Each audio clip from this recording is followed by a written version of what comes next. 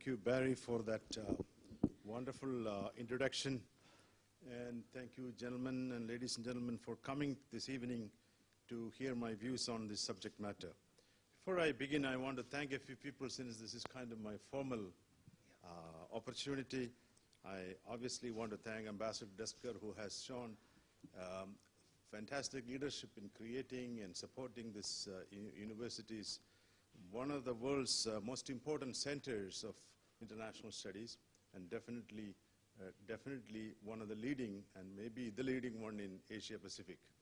And I think Ambassador Desker showed enormous talent and understanding beyond diplomacy to know that academic work requires both practitioners and theoreticians, and this is what I find in his support for good scholarship, good mentorship, as well as good public policy initiatives, very laudable.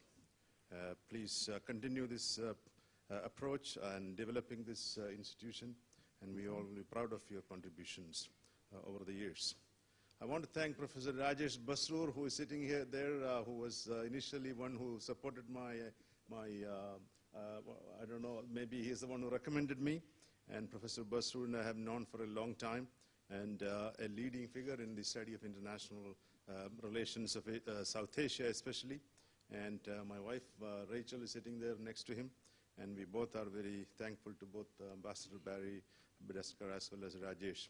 I also want to thank Siolian and Cindy for their wonderful hospitality, and the colleagues at RSIS. I must say, you are really killing us with your hospitality. This much we don't get in Canada, so it is really a nice feeling coming back to Asia Pacific. I also finally want to say a word about the fact that this chair is set up by Nian Kongsi family, I believe, and Mr. Teo Chiang is sitting here. We are really thankful for this opportunity, and without your support, I probably wouldn't be standing here. Therefore, I am honored by this great opportunity, and want to express that this is an important topic, and we only have very little understanding of whether this phenomenon I am talking about is feasible at all, whether we can get a peaceful rise possible or not. So my introductory remarks are going to be very much based on a sort of work in progress I'm doing right now, trying to understand the conditions under which peaceful rise of a power is possible. And as Ambassador Desker said, at least two critical states are now starting to challenge the international order, that is rising China and a resurging Russia. And a couple of others are in the wings, India and Brazil. In different manifestations, they are challenging, like India vetoing the World Trade Organization agreement. Whether good or bad, the fact of the matter is that veto power itself is a sign of power, and protest with respect to the creation of international order. In the past, military power was very crucial in becoming what you call a great power or a global power. And the question is, in the emerging international order, not all the powers I mentioned will have the equal power or capacity to challenge frontally the international order.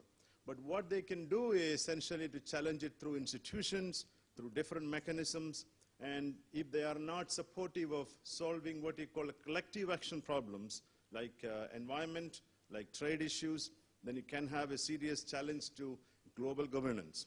And obviously, we know that both China and Russia are also very pivotal in getting any support from the UN for taking action in Syria or Iran or Iraq today. So the question is, I'm going to talk a little bit about, this is sort of the overview, what is accommodation, and then look at whether theoretically it is possible to achieve peaceful change, and then some strategies of peaceful change, emerging transition in Asia, and then some key questions for us to mull over. Accommodation in international relations is very much a contested term. It is, at least from my definition I'm using here, mutual adaptation and acceptance by established and rising powers, and the elimination or substantial reduction of hostility between them. So in other words, it doesn't mean they become deep friends or intense cooperation, but clearly a level of acceptance is needed, if you call accommodation happened or not.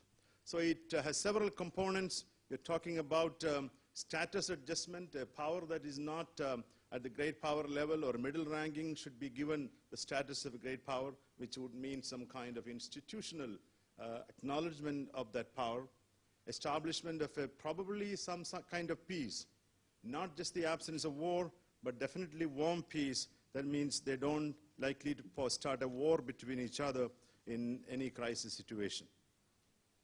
Accommodation is also very important if you look at the notion of accepting the norms and rules of international order, international governance. And I think that is where we are really today talking about whether the rising powers will play by the rules created by the established powers or not. So I have sort of categorized accommodation into at least three types of accommodation. One is sort of full accommodation, and there are very few historical instances in the modern international system of full accommodation, peaceful accommodation. It was basically the United Kingdom letting the US control at least the Western Hemisphere, American area, late 19th, early 20th century. And then you have a partial but kind of full accommodation, the United States accepting PRC as a member of the UN and then accepting it as a leading power in the 1970s. Again, it doesn't mean that it became a full-fledged one in terms of global power status of PRC. Partial or limited accommodation could involve enemies accommodating each other. And I think it's very clear that the US and USSR, because they were winners of World War II, accommodated each other institutionally through the UN and other setups, institutions.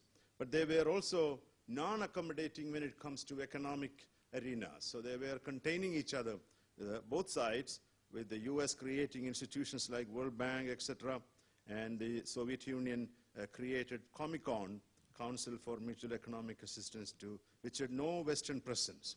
So it was not a full accommodation by each other, but clearly they accommodated with respect to the territorial control or the spheres of influence, which was another important dimension of it. We can also think about symbolic accommodation. The United States accepted India as a nuclear power in 2005, and that was more symbolic than substantive. It hasn't given much each other, but it is probably the starting of a warming relationship there. Region-specific accommodation, I guess Brazil is accommodated as a regional power, India too, but clearly it is not same as a global power accommodation. One thing is very clear. International history does not show examples of peaceful accommodation, very rare event in human history, because the established powers rarely give up power easily, and the rising power often had to fight their way.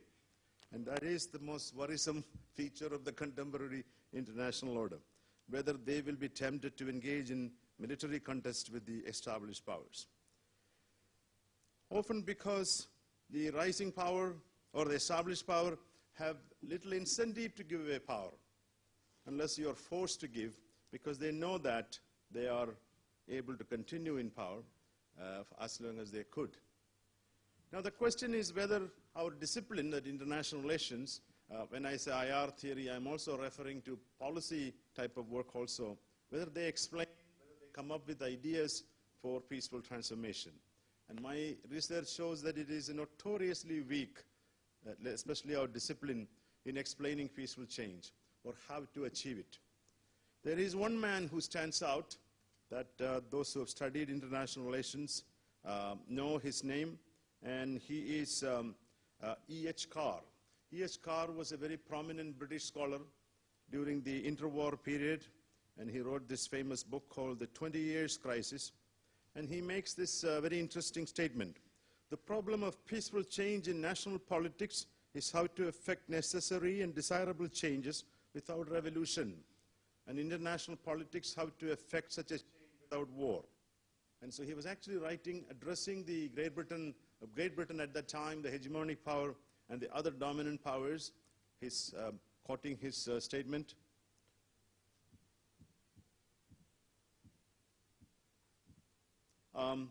The defense of the status quo is not a policy which can be lastingly successful.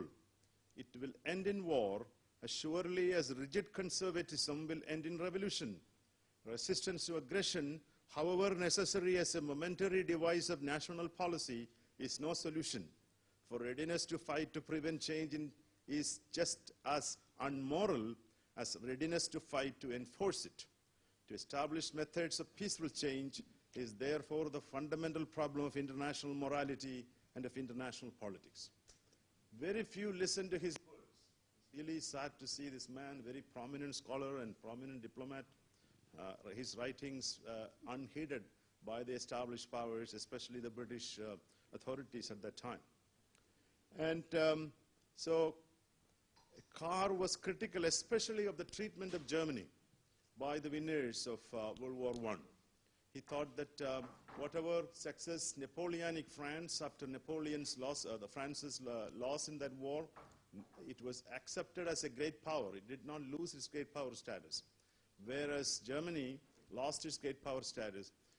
At the Versailles meeting, the conference, the German delegate was ushered in like a criminal and asked to leave like a criminal.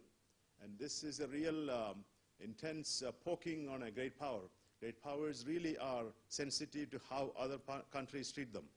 And this is where Carr and others were extremely critical of. I mean, now we know that history turned out a different way. But clearly, he warned that war was coming because of this sort of status discomfort that it was shown to the losers of World War or vanquished of World War I. In our discipline, there are a couple of people who have written on this subject. Charles Kupchan, professor at Georgetown University, he talks about 3 conditions that characterize peaceful transition. First, the leading power should show strategic restraint and mutual accommodation, and challenger 2. They should fashion an agreement on the rules for a new global order. They should legitimate that mutually agreed global order. It's easier said than done because these conditions are very stringent, and it's unlikely they will meet the emerging dynamics between, let's say, US and China, for instance. Stephen Rock talks about 3 conditions for peace among great powers. First of all, the notion that state interests and objectives minimally collide and similar socio-political culture exist among the great powers. Now, we know that that is not the case in contemporary international relations. And when you look at the mainstream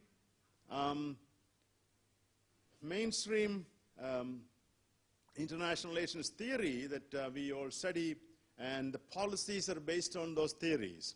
And realism or realpolitik theories are very prominent in our discipline. They look at 3 approaches to maintain the status quo. One is balance of power. That essentially is a European approach. The status quo powers try to contain the emerging powers or threatening powers. If you have an equilibrium of power, then the emerging power will not start a war. So you need military capabilities and alignment.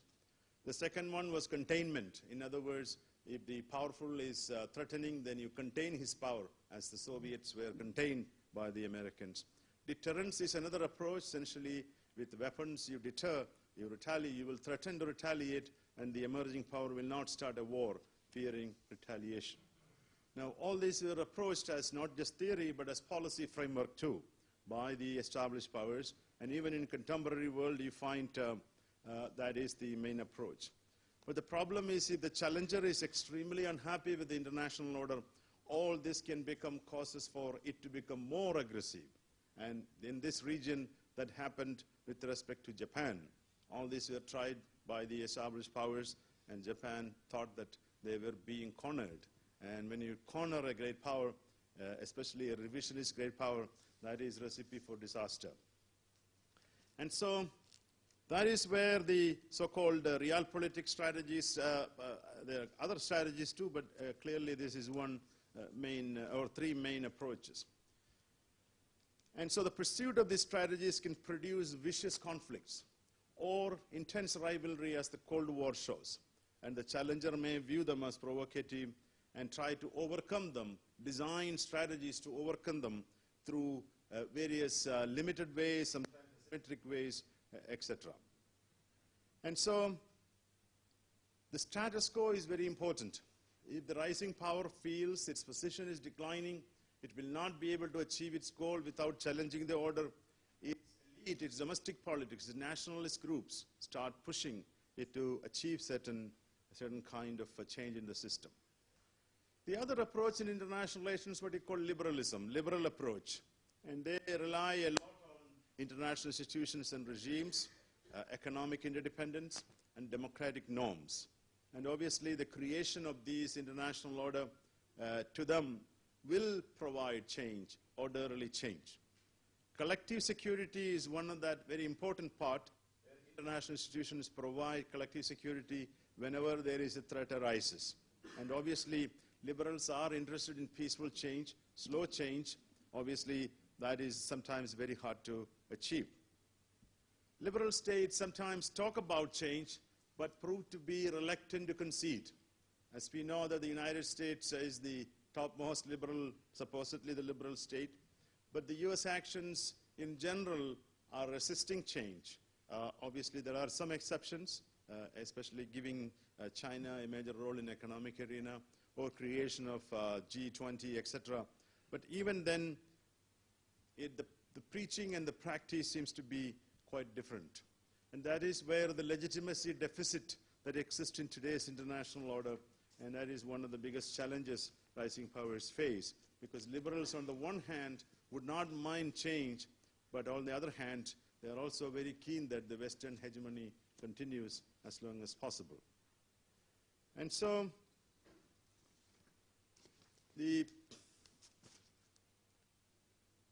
that is the second approach, but then you have a third approach in the discipline of international relations, what we call constructivism.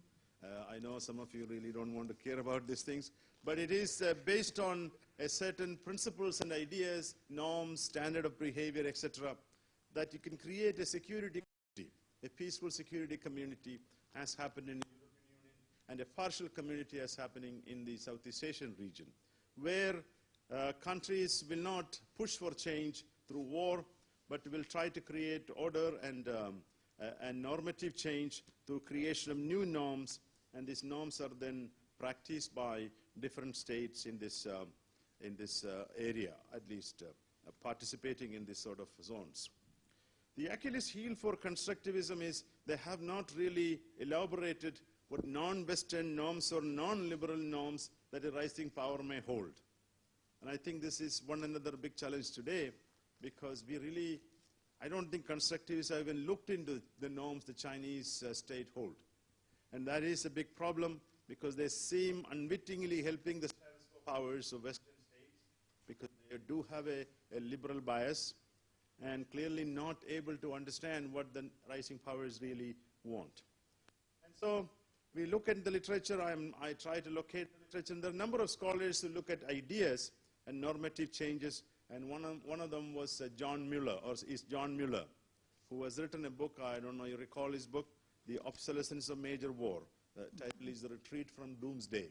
He says war is becoming, as a social institution, like slavery and dueling became unpopular, and like that war is fast becoming an unpopular activity. Obviously he wrote that in '89, and the great powers are the ones that he is referring to. He argues that great powers in general have been dropping out of the war system, and that they are not going to fight any big wars because the ideas have changed. Now we know that those ideas could come back if intense nationalism returns in some form or other.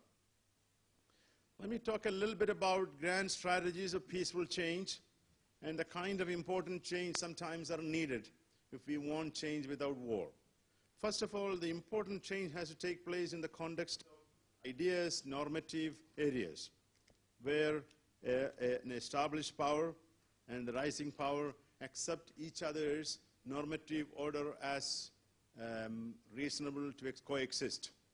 And the challenger accepts some of the ideas dominant power holds, and vice versa, which means the challenging power or the rising power should have some norms that the established power will accept, some ideas and principles. But what I'm noticing in today's world, unlike the European world, we are also concerned about how smaller states or middle powers react to this process. There was a time when great powers could simply divide up the world. The smaller states were not going to challenge because they didn't have the power or didn't have the ability to question that. And I think that is another big difference. Today, it's not so easy for great powers to just divide up the world without the support of the second-ranking states. And that is, I think, a big challenge for, if you look at a rising power, how do they get that acceptance, say, for instance, the United States has with the states in Southeast Asia.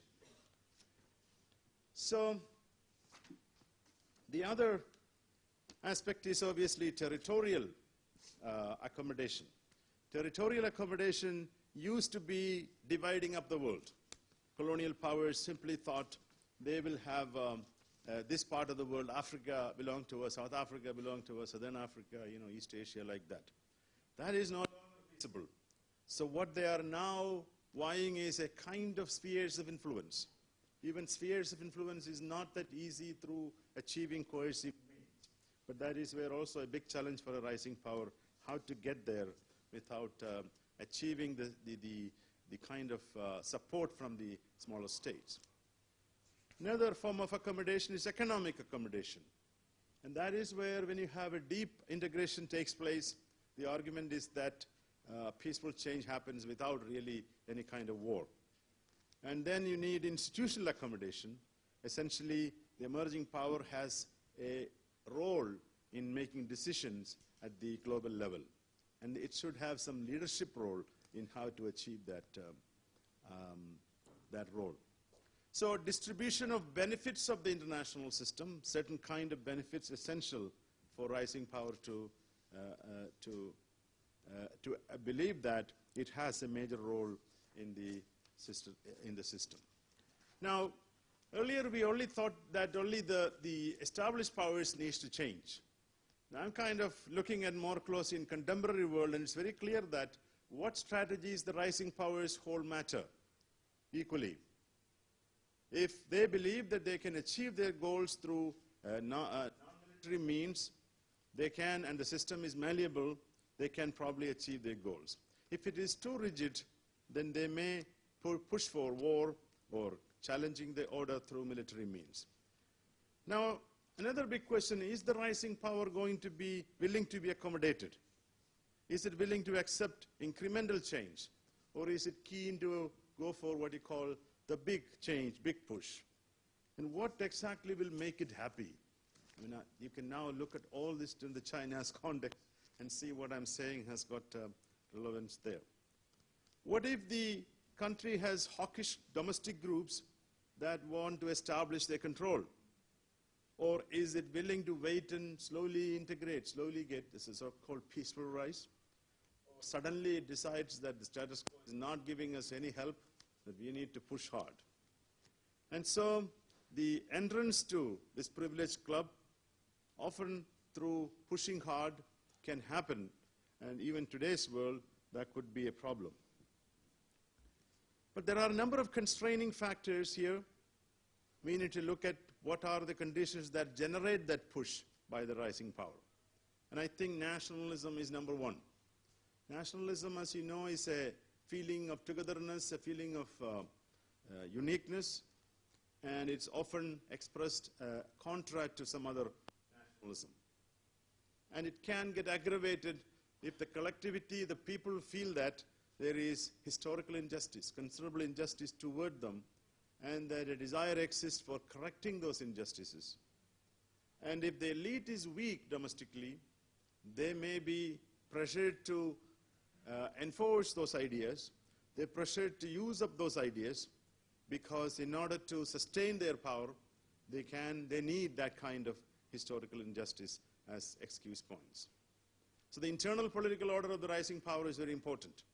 And this you can see in Japan, Germany, all these countries. For a period of time, they were all doing well, and then suddenly some groups emerge, some hawkish groups that believe that great injustice is done to them by the established powers. They need to challenge. Now the question is, even if you get some accommodation, how much is feasible? Assume that China's economy is 60%, 70% of the world economy. The American economy is, let's say, 20%, but the American military is still very powerful in the Pacific. Will China be happy? And that is the issue that in today's world, the discrepancy in different kinds of power resource that we are facing. So I try to look at the UK and the US as interesting cases, and I find that that was probably a fluke, partly because the UK was not able to manage this whole continent, especially after they called the Venezuelan crisis. They had to sort of withdraw. The process started with the American Civil War in 1861-65, and there was obviously some level of strategic restraint, but Britain agreed to leave Venezuelan border to neutral arbitration, and the great rapprochement occurred because the Americans gate-crashed into the club to a great extent, and Britain thought this is a better bet than pushing its position in that part of the world. But obviously, the European conflicts, emerging conflicts, and the competition with Germany, etc., forced Britain to locate its forces and attention to the European system, and Asia too, to some extent. The second partial case was, as I mentioned, the accommodation of PRC in 1970s. This is again a result of balance of power politics that the United States under President Nixon and Kissinger pursued, because they had this third enemy, the big enemy of Soviet Union, and that they thought China's power would really allow creating a better balance in favor of the Western powers, which was also rather contextual. It was not automatic. Obviously, the end of the US-Soviet rivalry is another example of some kind of transition without war, but it is not a case that is really going well. When you look at it, the material status was declining, but the declining power never thought it would lose its status so much. And as a result, it is still competing. What it is doing is for, actually, I'm talking about Moscow, to regain its status as a great power, a superpower, etc. A lot of respect that it thought it deserved was taken away by the United States and Western powers, especially their expansion of NATO, as well as fiddling into the affairs of Russia's near abroad, such as Ukraine. And then you have these cases of outright failures. That is the integration of Japan and Germany after World War II. And this indeed is very interesting. What really went wrong? It was not really going to happen exactly, at least from the point of view of the victors of World War I. And so it is very important to see how they became so dissatisfied. They means the population too, and what concessions would have led to a transformative Germany and Japan. And so Japan and the United States is a very interesting case. I mean, obviously, as victims of that aggressive war, many people don't want to hear. There is a revisionist school in the United States and other places argue that Mr. Roosevelt wanted a war with Japan because without Japan attacking Pearl Harbor or U.S., the domestic support for intervention in Europe would have been very difficult. So the kind of conditions they imposed on Japan were so harsh that it was impossible for the Japanese to do something. Now, this may sound like an apology for the aggressive behavior, but I don't want to take a position on that at this point, given that if you are a victim of aggressive wars, you really don't have any sympathy for the aggressor in many ways. Let me focus on the emerging international order, and I want to say that there are definite changes taking place in the world from the examples I mentioned, the international order of the past, and number one is economic globalization, intensified economic globalization in terms of breadth and depth. Obviously, there are critics who say that before World War I, both United Kingdom and Germany were interdependent. But I think in today's world, that interdependence is a lot more intensified. And the rising powers I referred to, at least China and India, have gained a lot from this globalization. This is one point that often we forget to communicate to the Chinese, or the Chinese don't communicate to other parts of the world, is that how lucky they have been to gain so much out of the global international order, globalization. In the past, established powers would have stopped or forced this sort of march toward economic total leadership that they are getting today. The institutions of today allow some level of engagement, the UN in particular, or WTO and other economic institutions. And I have talked a little bit about soft balancing in the past in some other works. The norms of territorial integrity, which means great powers simply cannot go and conquer the world and change the borders because of the norm of territorial integrity.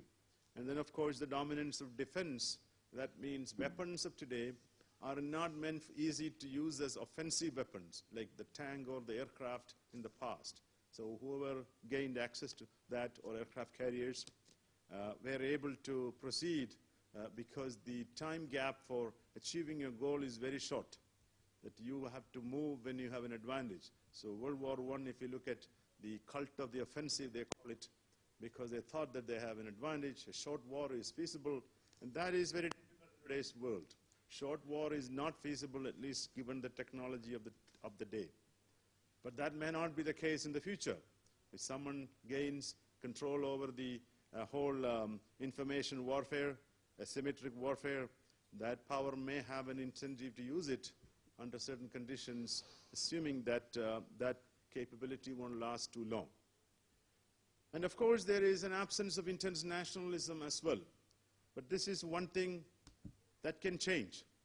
No one thought Hitler would just emerge out of the blue and start preaching this whole idea of German nationalism in that manner. Even communism, or the kind of communism, was kind of the way it led to that kind of advancement. And this is something that is very difficult to predict. Nationalism is a variable that can return, obviously, in a different manifestation. So, as you can see, I'm trying to give a balanced account here, because I simply don't want to make any prediction that the world is going to be a completely peaceful place based on what I just told you. It is clear that the emerging power transition is really going to be a challenging one. Doesn't mean that war is inevitable, but you can get a Cold War or Cold Peace between, say, China and the United States, partially because China has at least accepted some of the norms, but there is a problem of democracy. If all the emerging powers were democratic and the established powers are democratic, peaceful transition probably would have been easier, because giving away power to an authoritarian country, authoritarian system, is not always easy for democratic countries. China is at least inserted partially into the global economic order, and it is a member of major institutions, although some of those institutions are fast becoming irrelevant, because, say, what the UN is doing in Syria and Iraq, one wonders what exactly that institution stands for, especially when you are carving out a new state. So, at least when it comes to countries like the other countries, well, let me talk a little bit more about China. China has a big problem with respect to achieving legitimate power. It is trying to push hard, and in your region especially, and China has to tread this very carefully if it wants legitimate power. It is trying to use coercion as well as engagement as different strategies, and hoping that no big alignment will occur against it. And unfortunately, it is leaving a lot of ambiguity to regional states.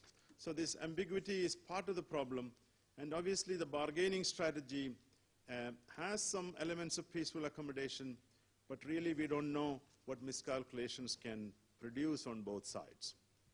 Indian accommodation is more likely to happen peacefully, partly because India's goals at this point are rather limited. It wants a membership in all the councils, including the UN Security Council, that it is quite happy with the Western-led order.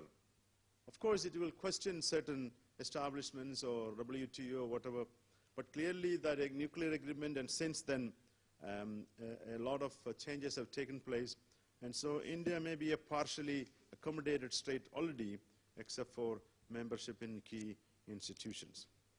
Brazil is unlikely to be a military power of any global significance, but it is a power in terms of institutional capacity, in terms of bargaining power, etc.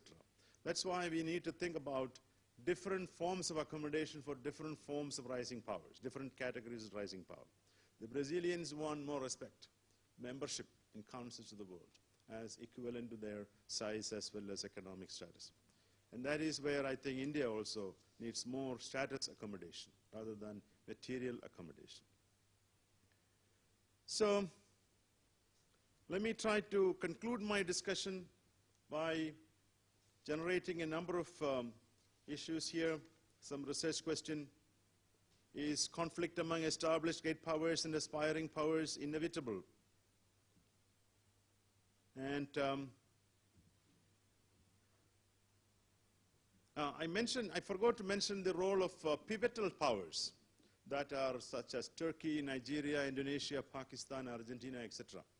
Now, these are important elements in the modern international system. They were not there before as pivotal in the European-led system. So they are not easy to be coerced or gotten into this great power angle. So they add more complexity to this power transition process, because some of them are very important powers in their own region. And take Pakistan, it has more nuclear weapons than India has. So it can really challenge the regional order by creating whatever conditions. And so the big problem is war is not in anybody's interest. We know that. Even the winner will be crippled. And if you just look at the United States, United Kingdom after World War II, its decline happened despite its victory. And that is why rising powers need to, or established powers also need to look at a condition of warlessness as important for their survival as well as whatever prosperity they have. Smaller states can lose their sovereign existence. So it's not in the interest of any state that we are concerned about in the international arena. Now we need to look at what conditions will generate this sort of power transition conflicts in the international arena. What can bring a peaceful international order? Do we need to look at different power sources to address the problem of power transition? And what are the mechanisms to accommodate rising power? Whether institutions are enough, or we need to look at other mechanisms. Under what conditions does accommodation fail? And that is also an important question. And when is accommodation not appeasement? Which means you're not really going by the aggressive impulses of the challenging power. How does a dominant power balance between accommodation and containment of a challenger? As you can see, the United States is probably grappling that question in a very difficult manner in the Asia Pacific. How can the opposition of regional states to the rising power from their region be handled? And that's what I included. Pakistan with respect to India, as well as Argentina with respect to Brazil, for instance. So this is a very complex subject, and I know that I have thrown a lot of ideas into your thinking at this point. And obviously, we need a lot more attention to this issue area. Unfortunately, my discipline is rather poor in this area. We are stuck in our paradigms and isms.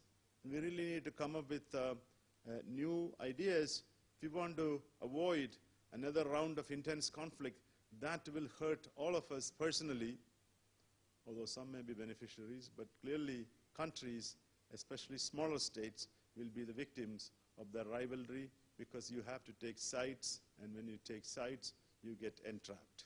Thank you very much, and I appreciate your patience.